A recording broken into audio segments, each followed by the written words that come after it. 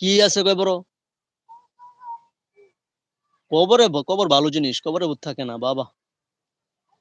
কবর পবিত্র জায়গা না।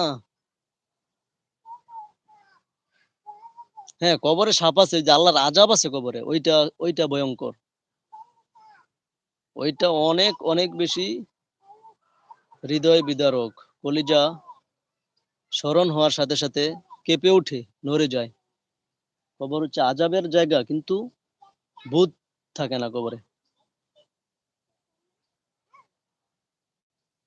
আইসা বড় বাবা, এই যে পড়ে যাবা নিচে।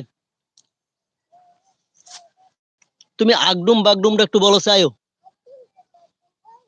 বলো একটু। পচা না, বলো দে।